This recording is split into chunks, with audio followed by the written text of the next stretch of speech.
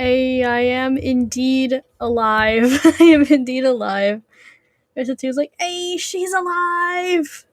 Yep, I am alive. And this week has been very busy for me as a writer, specifically because just kind of giving the whole like where have I been? I just kind of vanished.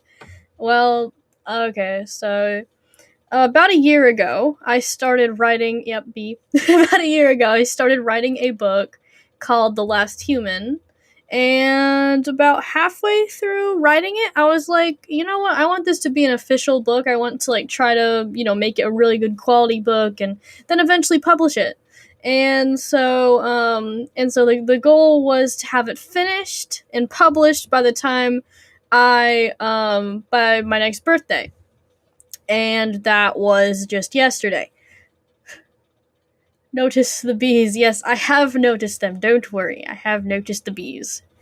And so, yeah, I've been trying to write a lot lately because I wrote like maybe about 15 to 20,000 words worth of book in the same book as well, The Last Human, same book, in the past like 2 weeks. So that's what I've been doing. I've been mostly writing all that kind of crazy stuff. Oh yeah. Thank you. Happy birthday indeed. Thank you. I was gonna have a birthday stream where I tried to defeat the Ender Dragon, but whenever the day came, I was like, I kind of just want to chill. So I ended up just not doing a birthday stream. So, but yeah, it was a nice break. I finally got to have a day off where I just didn't write anything because I'd been writing for weeks straight. So yeah. Now I can finally get back into the groove of making videos, streaming, like all this kind of stuff. And of course, I will be finishing The Last Human, fixing up the cover art because after months I've finally been like, oh, I do see some mistakes that I can now improve. So yeah, now I can work on that. Writer stuff. Yeah! Oh, did I X out? Okay, no. Speaking of writer stuff, we have book. Look at these. Okay, good. Okay. So yeah, let us begin, shall we? I don't have my epic reader glasses.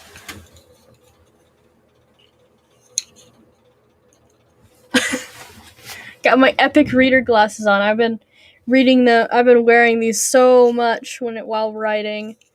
It's crazy. I just kind of got used to wearing both glasses at the same time. I don't know. I'm not gonna wear them this time. Go away. So yeah, I'm just gonna start reading. 6 eyes. Don't call me 6 eyes. I'm a bully. So yeah, now, guess how old I am. You should probably be like, yo, she's probably like 14 now after so many years. Like, no. I have glasses too, since I'm not. So I'm not. I wasn't actually saying you were bullying. It's anyway. So now I can officially have my channel monetized without having to have my parents' accounts attached to it. So hey, maybe it was a good thing that I kind of that my numbers slowed down when it came to subscribers, just because yeah. Now I'm actually 18 right now. I figured that nobody would really be able to tell. Even YouTube itself, sometimes I don't know, it doesn't you can't really demonetize a video that isn't monetized in the first place, but it usually does like, I don't know, some sort of things being like, hey, you can't have comments or something because this video has a child in it. I'm like, I'm much older than I look, so yeah, it's kind of annoying, which is why I usually don't have face cam in my Minecraft streams, just to let you know. Because the algorithm keeps thinking I'm a child, and it keeps making it to where like I have to do a lot of random stuff in order to make it to where I can have comments enabled. Yeah, fun. So yeah, I guess I'll just get right into this book. It is probably been like been streaming for 6 minutes already. Jeez, just catching up. So anyways, in the description below, I'm not going to switch to my newer channel yet. New channel. It already looks a lot more professional than this one. Like, geez, it doesn't even have any videos up yet, but it just looks really professional with an actual banner. One that I made recently, not one that I made when I was like 13 years old.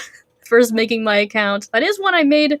The channel I have right now, I made that banner when I was like 13 years old, and I just haven't really cared to change it. I don't ever think I will, just because the whole nostalgia of, aw, I was so young.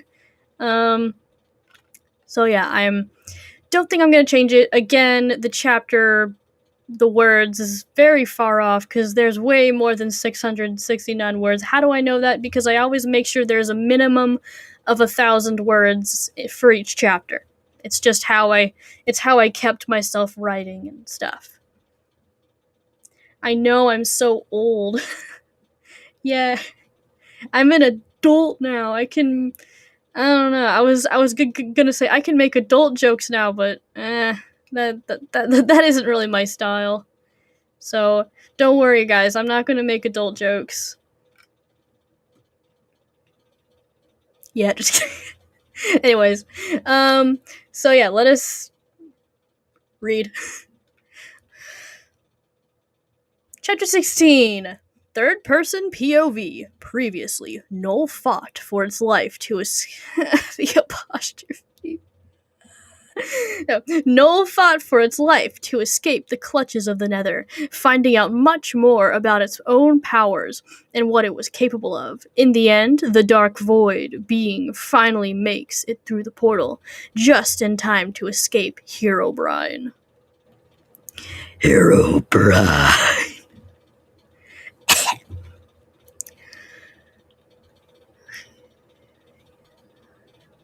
Okay. Wait. Who's talking? We need to get rid of it already. That thing has the power to destroy us all. Oh, I think this is Herobrine. I told you all this before. Oh yeah, I remember where we are. Okay, I forgot. I was like, okay, it's been like probably more than a year now since I wrote this book, so I'm like, when? Anyways, that thing has the power to destroy us all. I told you before, and I will tell you again. We have no idea what that thing is, or how it was even created. That thing is the striving essence of a mystery. We must stop it before we are erased from it. We must stop it before we are erased from the world by its hands. Herobrine shouted, slamming his fist on the table. He and another stood facing one another in the dark room with a single light source over the large table, of which the light stretched out pretty far. You sure? I mean, its name is Null, after all. Literally meaning nothing, zero, invalid. The other man spoke, surprising to both the two there. The second was none other than Notch, Herobrine's sworn enemy. Yes, I named it that long ago, before I knew all it was capable of. I mean, when I first found it, it was so weak it couldn't even punch a tree without falling over in pain. I thought that at the very least I would keep it around like a little pet or something. However, it appears to have grown in strength over time. Yes, I have picked up on that. But what makes you so afraid of that thing? From what I have heard, it can't even teleport while we can. Apparently, it can't even fly. Don't be so focused on what it can't do. That is what almost got me killed. I, too, only looked at what it couldn't do, when I should have the whole time been looking at what it could do. Besides, it could have already learned those things by now. It has been 17 years after all. Herobrine groaned. So, what can it do? So, what can it do that you are afraid of? I'm still failing to see how this thing is a threat. It could easily just be a slightly more powerful version of 303, which honestly wouldn't be saying much. Notch asked. Herobrine sighed, leaning on the table. By the way, is the fan in the background an annoyance? I'll turn that off for a little bit.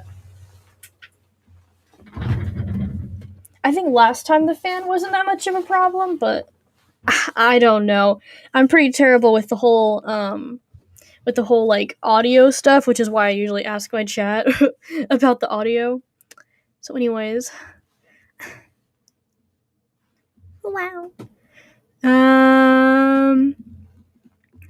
Oh wait. Herobrine sighed, leaning on the table. Then he combed through his hair as he began to speak. You know how we all bleed? Not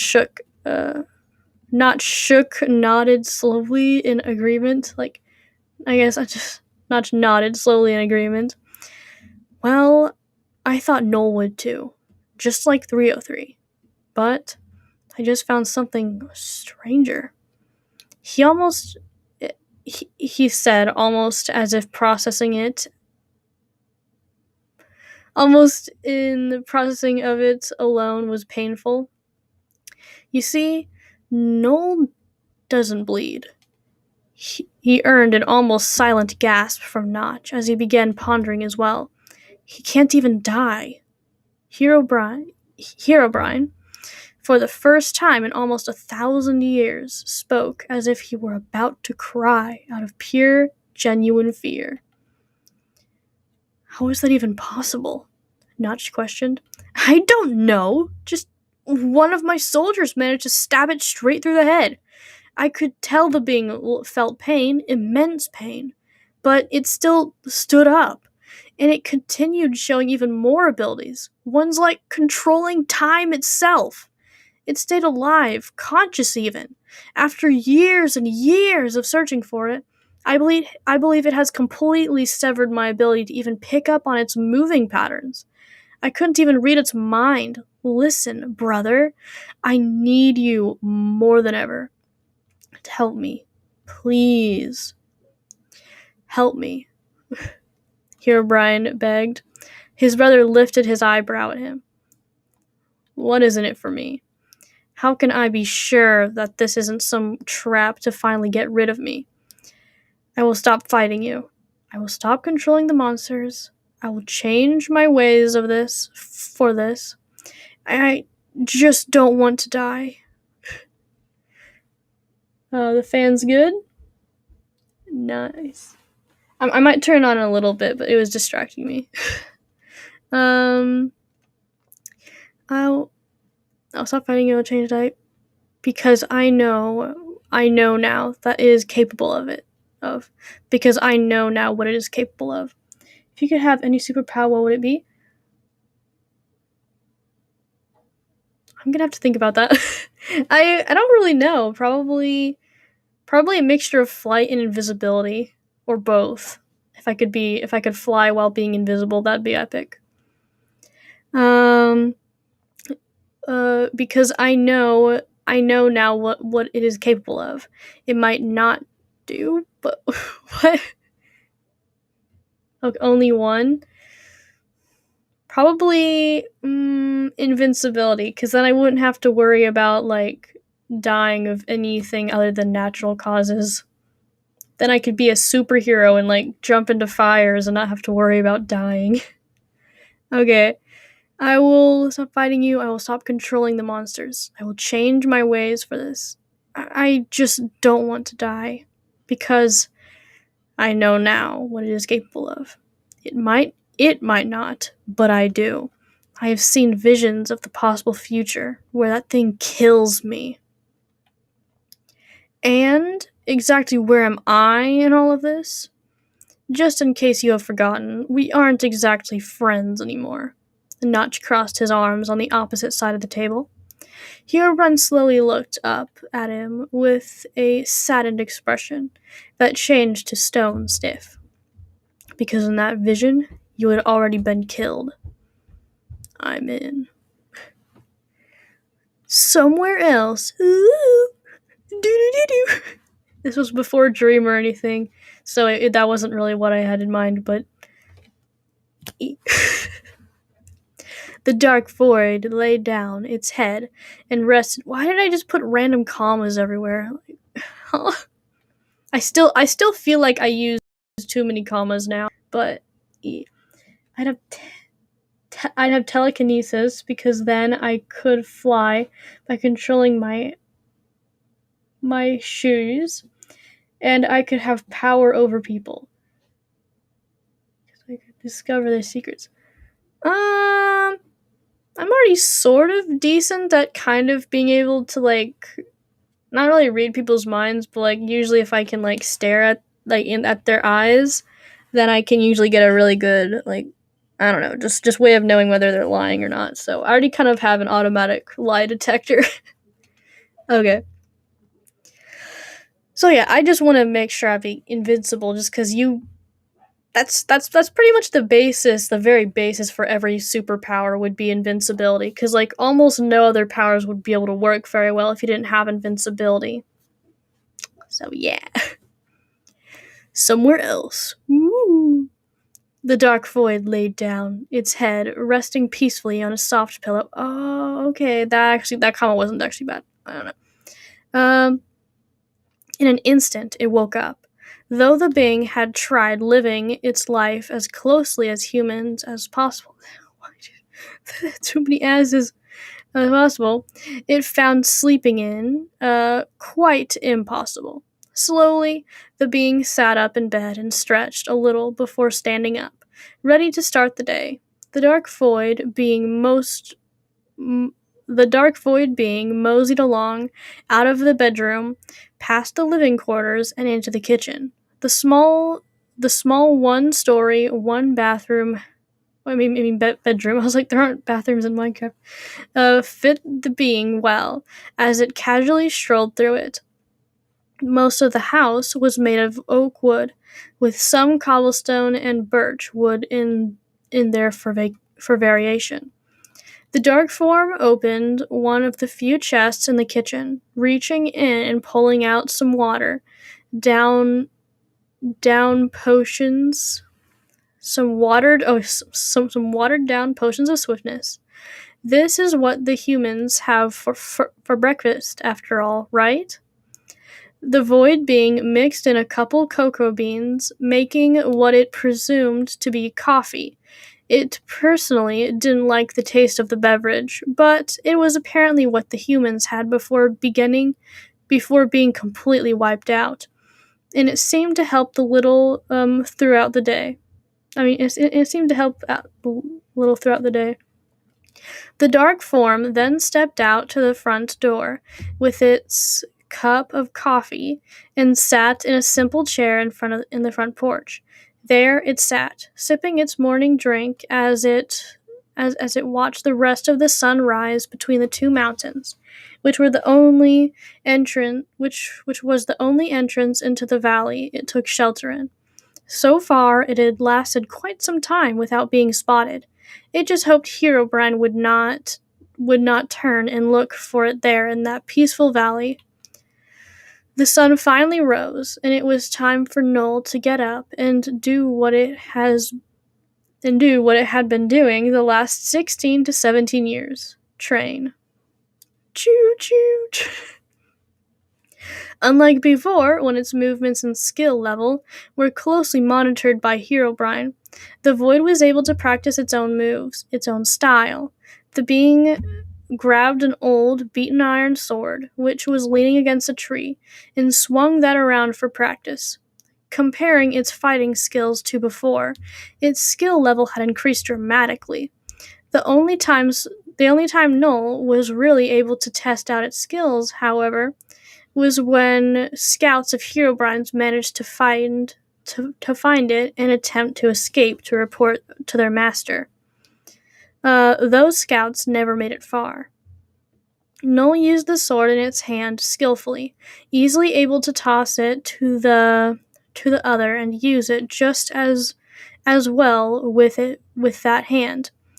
Through training especially, Noel figured out it was actually ambidextrous. Nice. Very handy in a case of battle. Not really. I guess sort of. I don't know. It depends.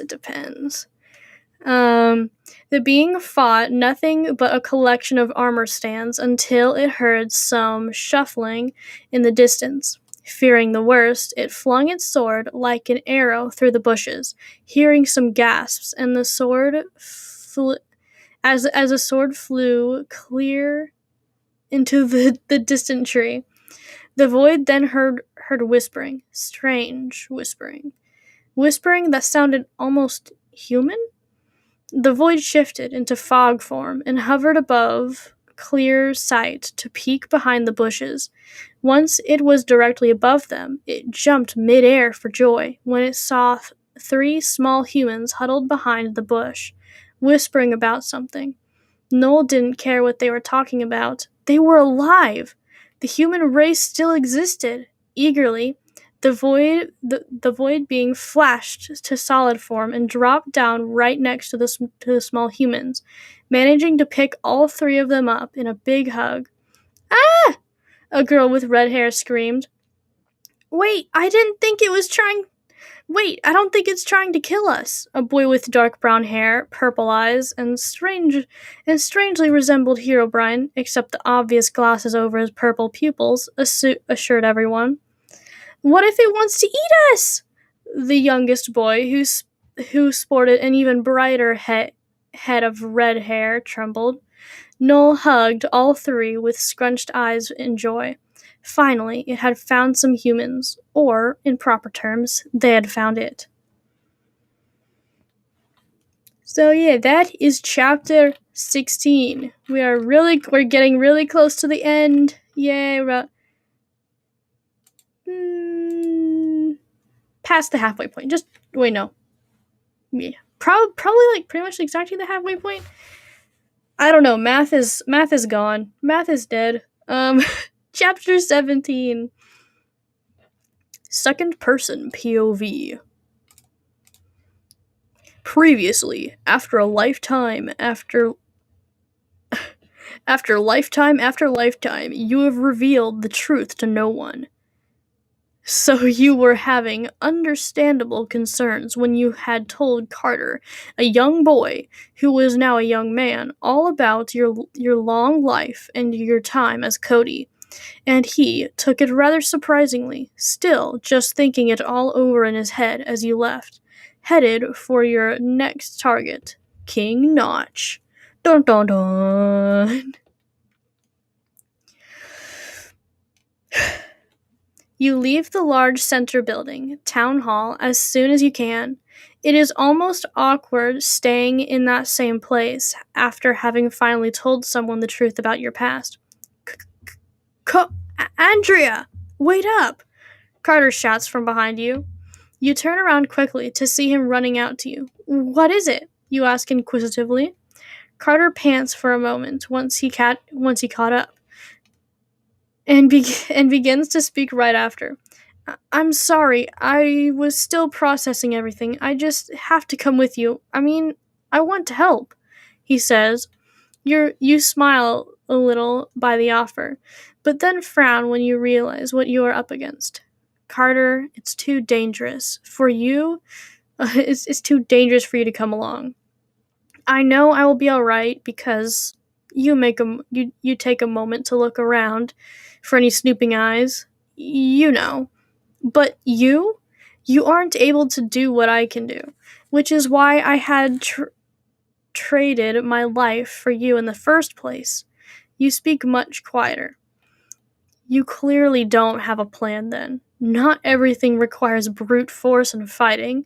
Maybe for this one, it wouldn't be a bad idea to put a little more planning into it, Carter suggests with a smile, tapping his own forehead lightly.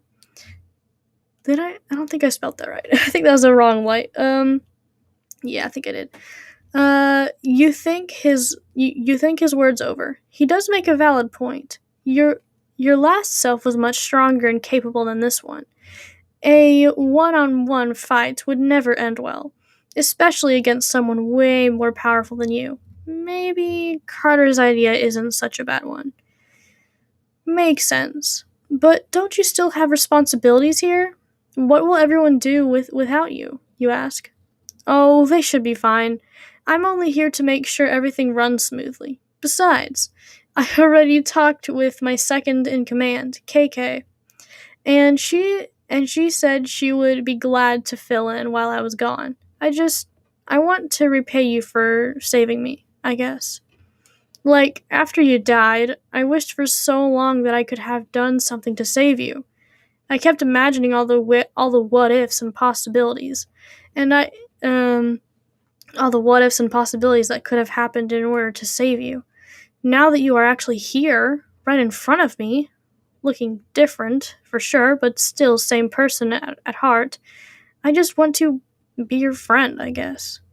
He gives his speech, a little shyly. Without warning you, Without warning, you pull him into a tight hug. You see, there I could have added a comma. Maybe if I... Nope, that didn't work. Okay. I don't know, I was trying to move the screen just because I'm always like, wait, I can just move this thing. Silly me. Oh yeah, I usually move it in front of my face. I forgot my own strats. It's been so long. Okay, I will be without warning. I will be honored to have you join me. Just, if things are looking dangerous, don't try to be heroic or anything. You think. And instruct. Heh, got it. No heroism. Carter chuckles. Then he pushes you out of the hug not being mean or anything, and looks at you directly. So, what is your next move towards world peace? He asked with a smirk. I think it is kind of strange actually going against Notch. I mean, I was particularly raised I mean, you know. Oh yeah, never mind. Time skip! Oh no, I did it, and now! Go back! Leave! Now! What? Ah! Technical difficulties! Okay, time skip! I think it is kind of strange actually going against Notch. I mean, I was particularly raised. I was partic. I was. I was practically raised hearing about him as the literal symbol of good, Herobrine being the symbol of evil. Carter points out as the two of you lay on your bellies, scoping out the castle walls of Notch's kingdom. It had been a maybe 1 week long travel. Man, that's a long travel.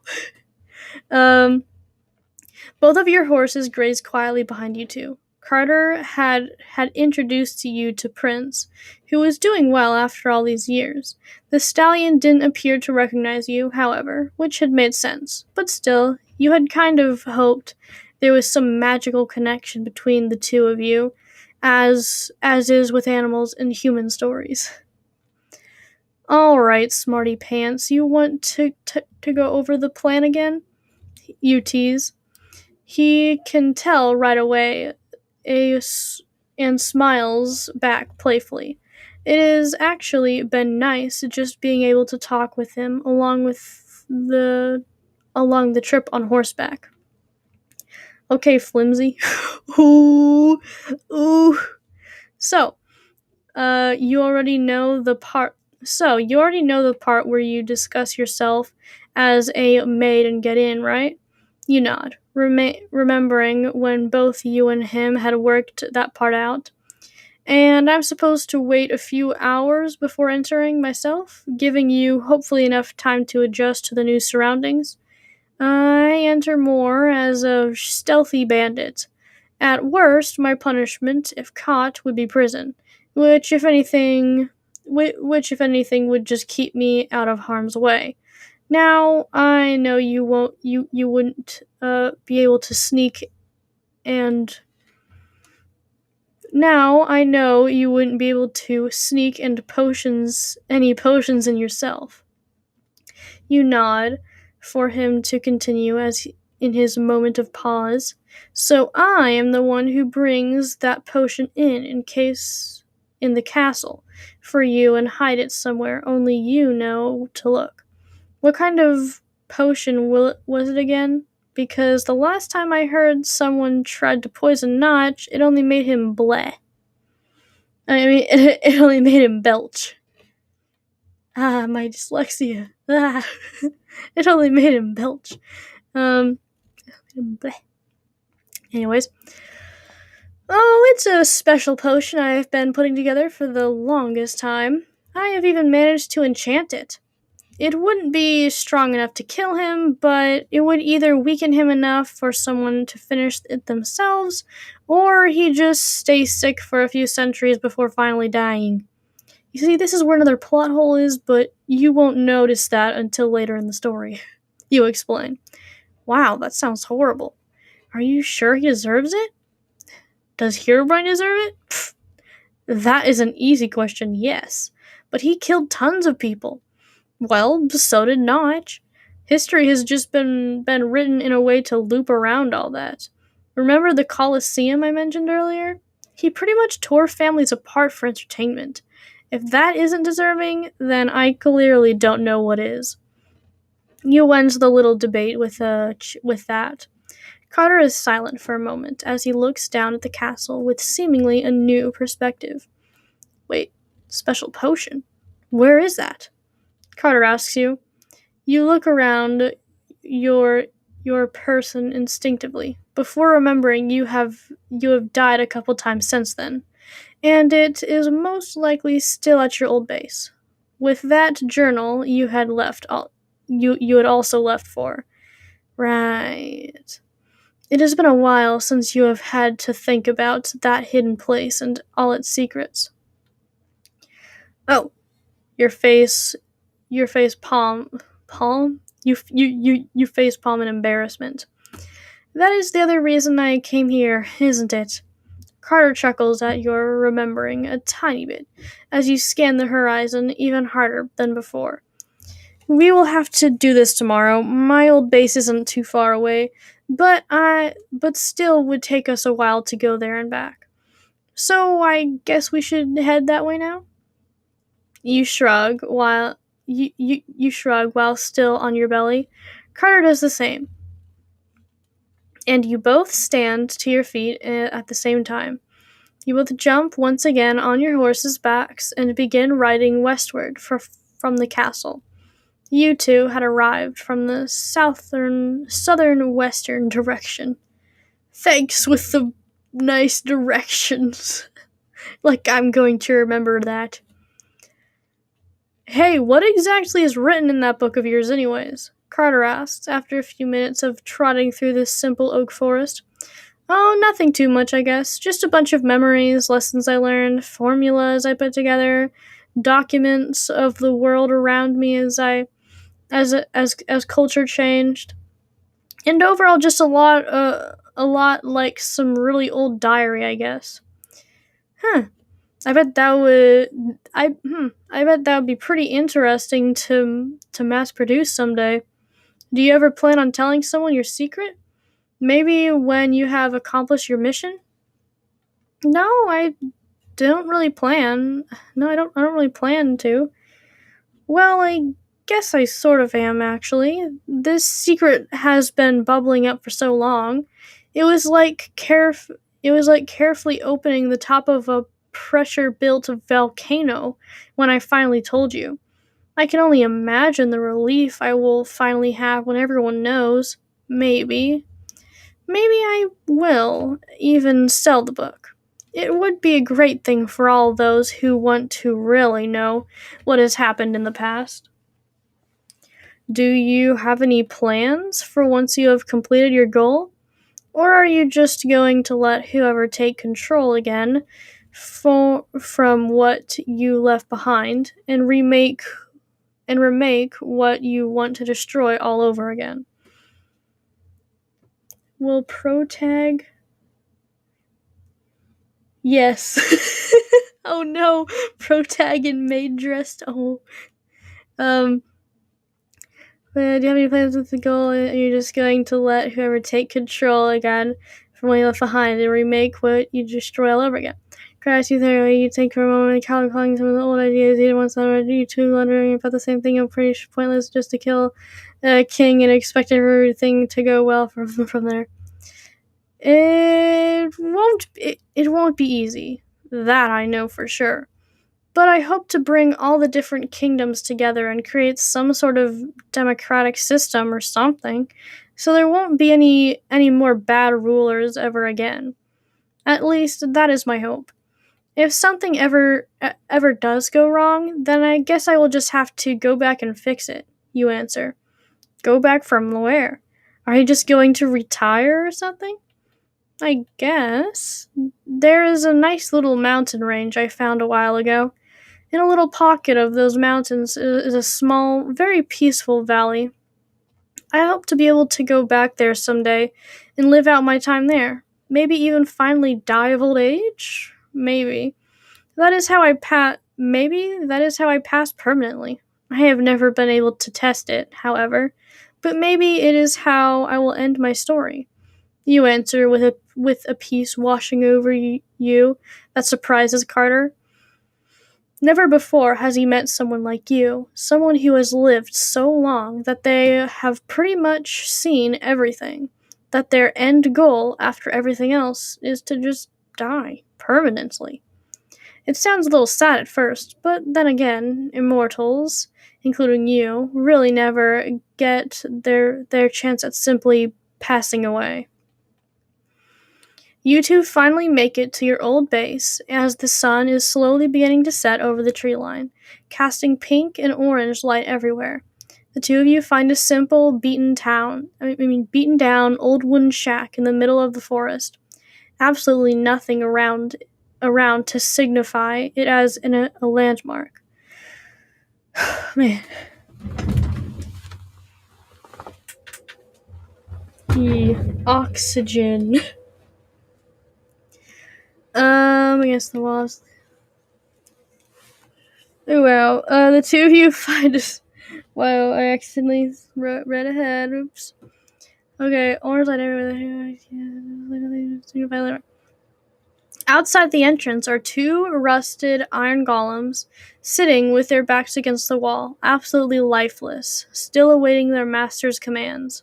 Oh, the memories flood back in as you scotch scooch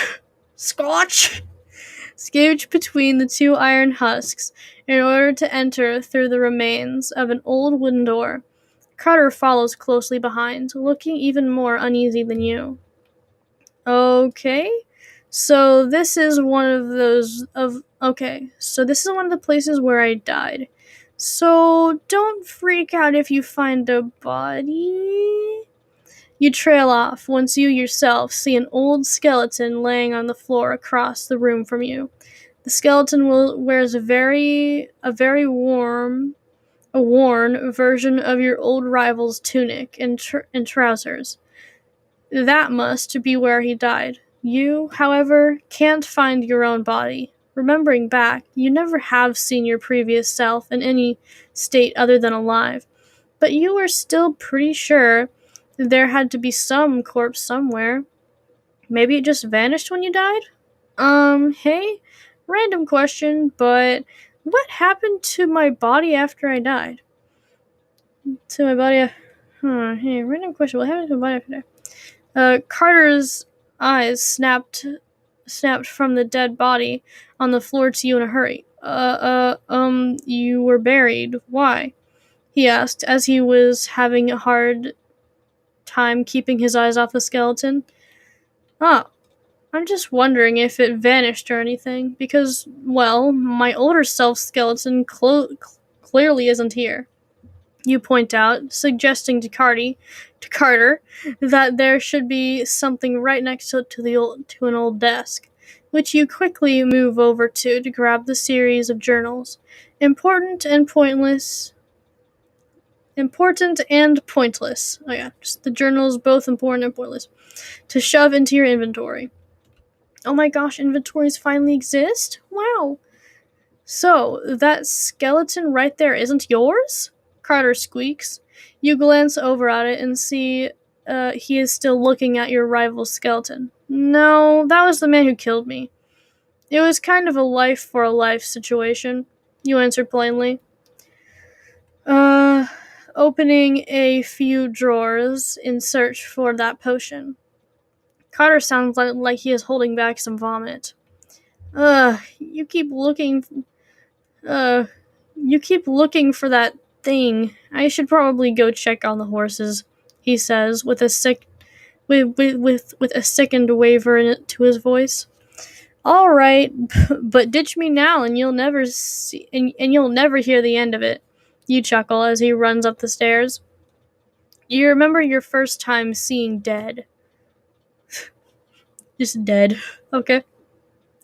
You had absolutely no idea what was wrong. Well, you are past that now. Far past. After some digging, also finding a few other valuable items to take along, like an old totem of undying, useful, your hand finally runs into the potion and you pull it out. Before you, in your careful grip, you hold a glowing, milky white potion.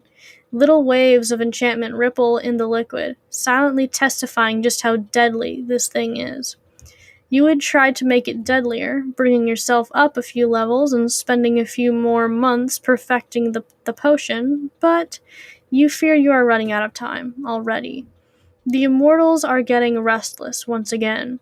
You can feel it. Any longer, and they might revert back to their old habits, just out of boredom, and start another devastating war. Herobrine has already been showing signs of this, breaking his promise to keep his control of the monsters, and completely ignoring the being nice to humans thing as well. It won't be long until everything crumbles once again. It won't be long. You don't have time for perfection. Dun dun dun! Bum, bum. Alright.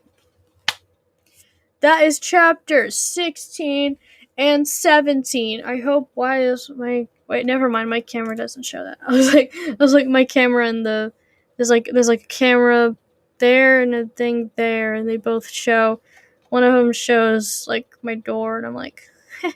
So, yeet. So thank you so much everyone for staying tuned and enjoying the story and just being awesome. Thank you and see you later. Bye. Bye everybody.